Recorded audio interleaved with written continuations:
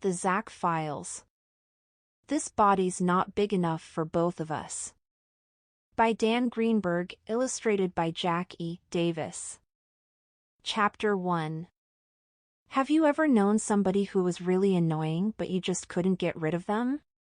That's the way I felt about this old lady I met. Probably her being dead made her even more annoying. Oh, did I mention she was a ghost? Well, she was. I guess I should begin at the beginning. My name is Zack. I'm 10 and a half and I go to the Horace Hyde White School for Boys. That's in New York City. Ever since my parents got divorced, I've lived half of the time with my dad. He's a freelance writer, which means he gets to work at home a lot. The time I want to tell you about started when Dad was writing this article about the new Madame Chateau's Wax Museum. There's been a Madame Chateau's Wax Museum in London for years. In it are wax dummies of famous people both dead and alive. And they look amazingly lifelike. At least that's what people say. The new Madame Chateau's is in Times Square.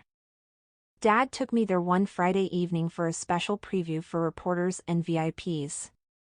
I was pretty excited. The night we went, they were holding a séance as a publicity stunt. A séance is when a bunch of people get together in a dark room and try to get a ghost to talk to them. Before the séance got started, Dad and I looked around the museum. There were wax dummies of just about every famous person who ever lived. Kings, queens, generals, baseball players, movie stars, murderers, you name it. Not all of the dummies were finished. Some of the kings and queens were still without heads. But most of them were done. They stood in the dim light, staring out at you. They looked so real it was spooky. The séance was being held in a small theater in the museum. On the stage in the theater was a long table with a bunch of people sitting down around it. I guess we were the last to arrive.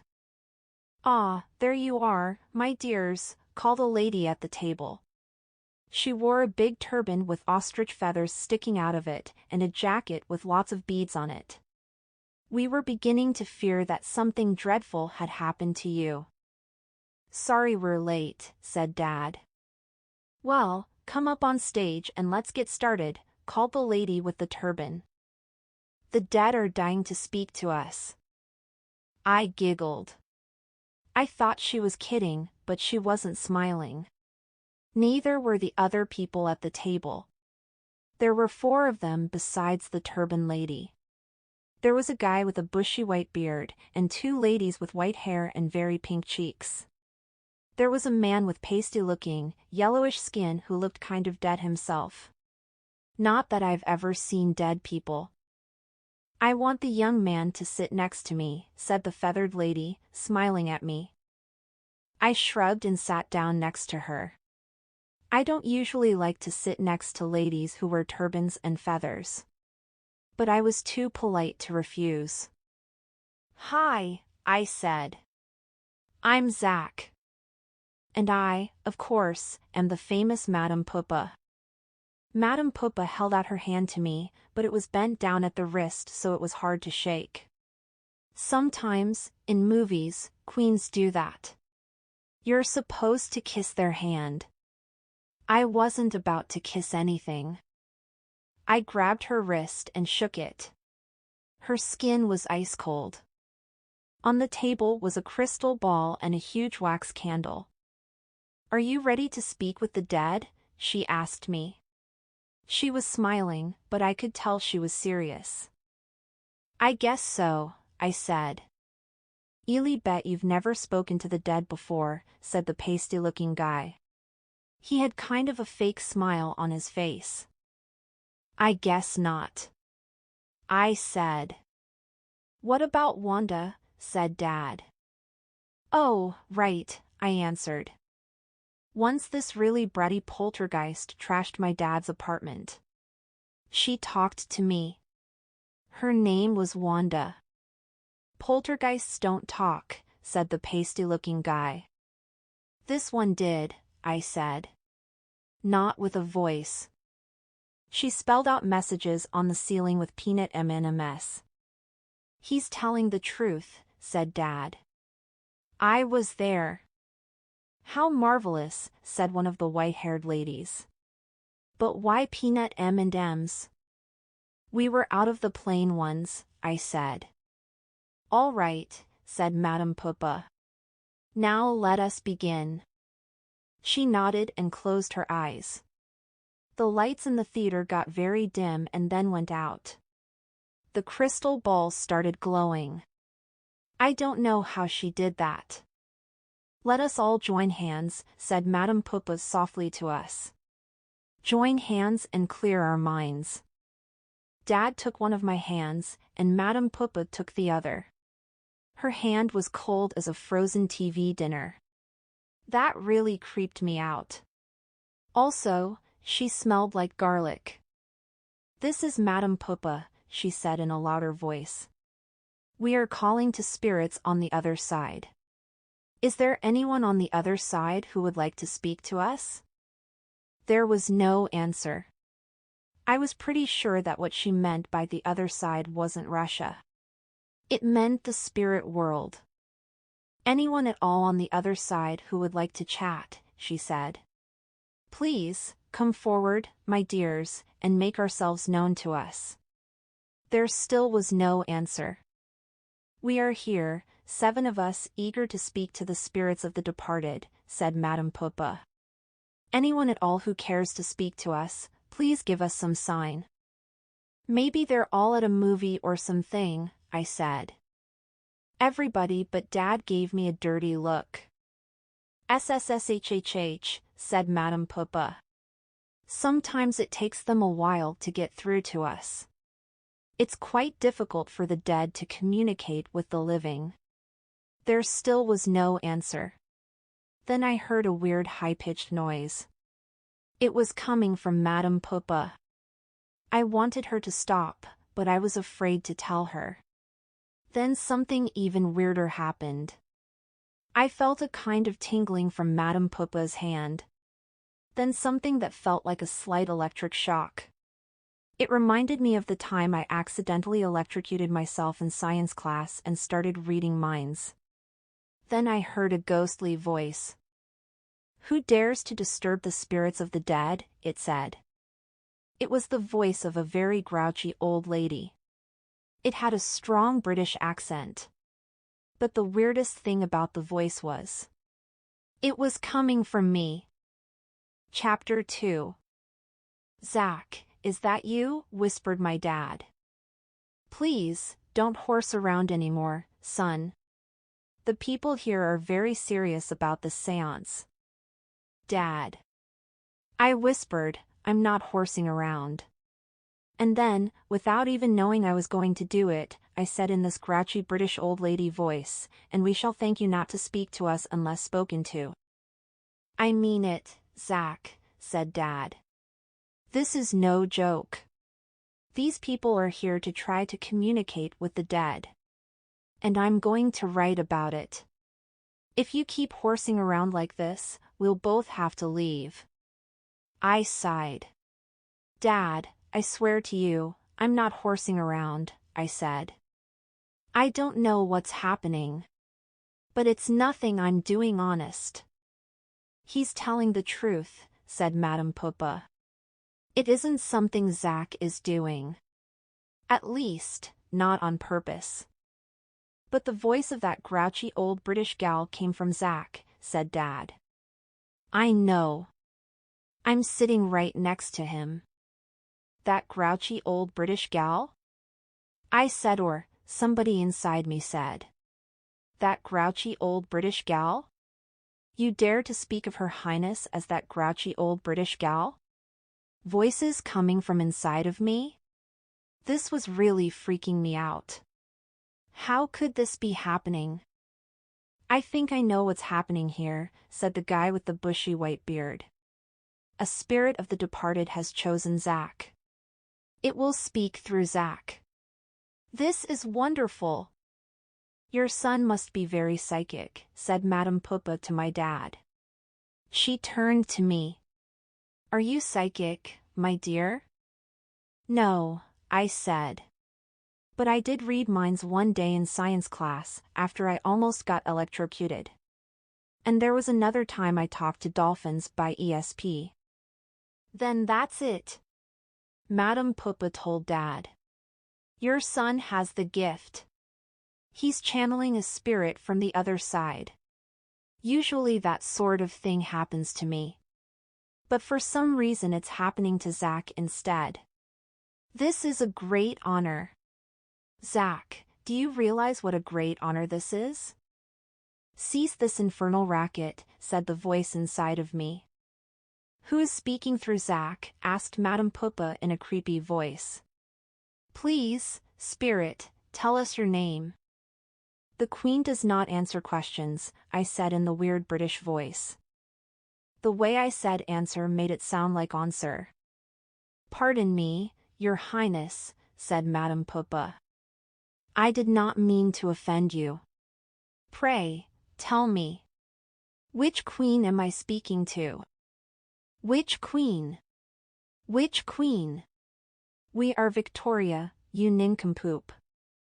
Queen Victoria of England, said the guy with the bushy white beard. Hey, this is great. I've never met her before. This is indeed an honor, Queen Victoria, said Madame Puppa. What can we do for you, Your Majesty? What can you do for us? You can take us to the bloody WC. That's what you can do for us. The what? I asked in my normal voice. WC means water closet, Madame Puppa whispered. In England, the water closet means the toilet. Zack, she wants you to take her to the bathroom. But I don't have to go, I said, a little embarrassed. Well, maybe she does, said one of the white-haired ladies. Say, maybe I could take her. I'd like to visit the restroom myself. How could you take her, Mildred? Asked the other white-haired lady. The Queen is inside of Zack, not you.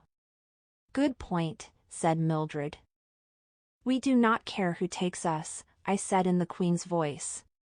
But somebody had better take us right now before we have an accident. What's this wee business? I asked again in my normal voice. She's speaking in the royal we. Explained Madame Puppa. All kings and queens speak that way. They use we instead of I. Are we going to the bloody WC, or are we going to have an accident? Shouted.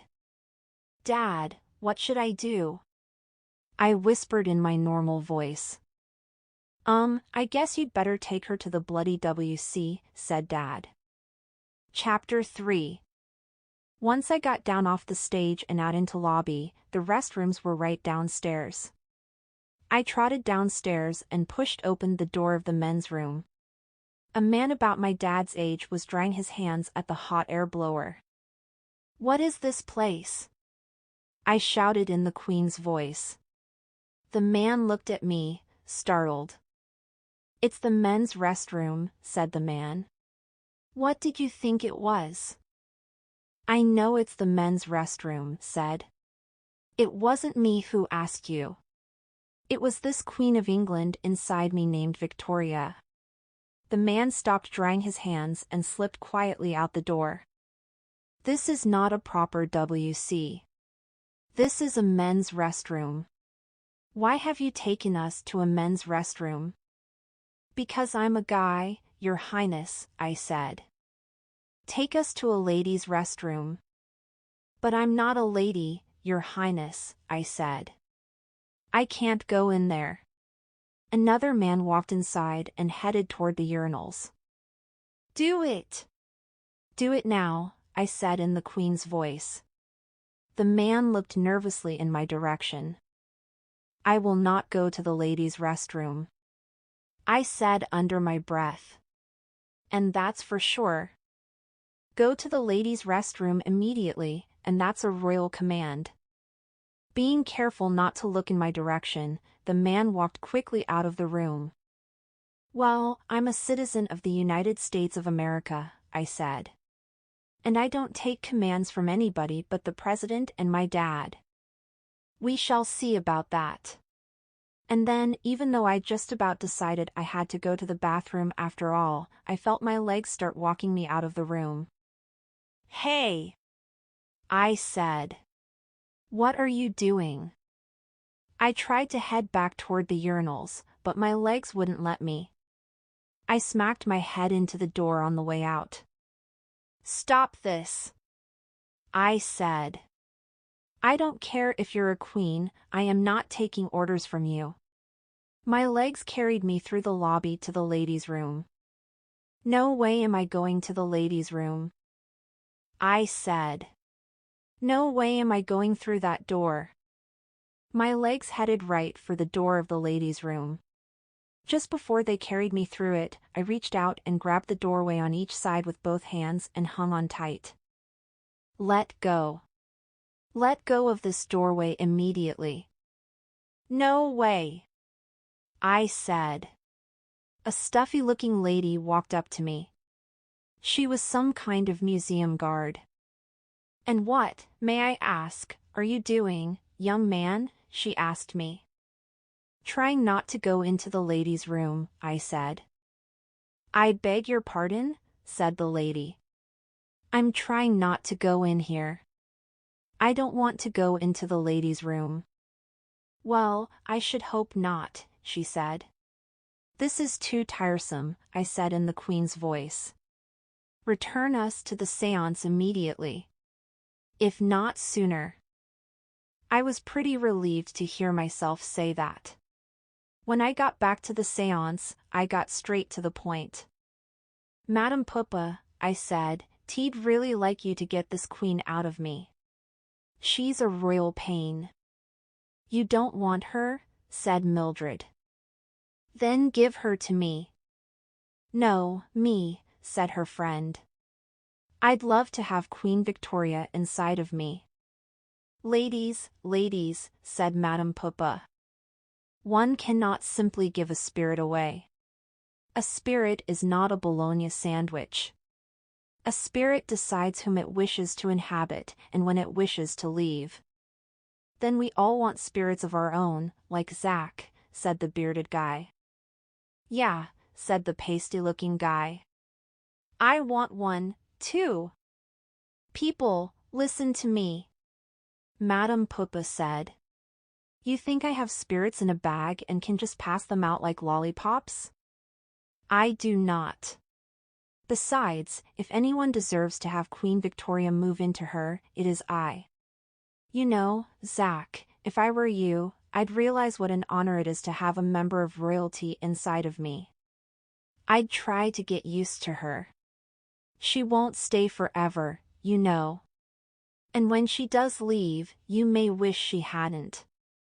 Yeah, right. Chapter 4. When I woke up Saturday morning, I was achy and stiff, like I'd run a marathon the day before. I couldn't stand up straight. I walked bent over like an old man. Zack, what's wrong with you? Dad asked when he saw me. You're walking like you're about 80 years old. Well, I said, that's because we are 80 years old. Okay, that settles it, said Dad. Zack, I'm taking you and Victoria to Dr. Kropotkin. Dad made a quick call to the doctor's office. I have a feeling that Dr. Kropotkin doesn't have all that many patients. He is always able to fit us in without an appointment. We were there in 20 minutes. When Dr. Kropotkin tried to look down my throat and listen to my heart, the Queen kept shoving him away. He acted like there was nothing weird about that. Well, said Dr. Kropotkin, putting away his stethoscope. That completes my examination of Zack. And what did you find? Dad asked. I find everything absolutely normal. Really? Said Dad. For an 80-year-old woman, said Dr. Kropotkin. And this is peculiar. I distinctly heard 2 heartbeats. Why do you suppose that would be? Possibly because I've got Queen Victoria inside of me. I said. Oh, then that would definitely explain it, said Dr. Kropotkin. He snapped his clipboard shut. So, is there anything else? Dad and I looked at each other. Don't you have any suggestions, Doctor? Dad asked. For what? Said Dr. Kropotkin. For getting her out of me, I answered. And you'd want to do that because... Because she's annoying, I said. She makes me pee in public ladies' rooms. She orders me around. She makes me say these really embarrassing things. I haven't heard her say anything, said Dr. Kropotkin. Well, you saw her shoving you before. Maybe she's sleeping now, I said. She takes a lot of naps. I guess because she's so old. Old? You think us old? That really hurts our feelings. See what I mean? I said. Said Dr. Kropotkin. Have you ever seen anything like this? Dad asked. Not so much with queens, said Dr. Kropotkin. What can I do? I asked. Drink plenty of fluids, rest in bed, gargle with salt water, and call me in the morning, said Dr. Kropotkin. And will that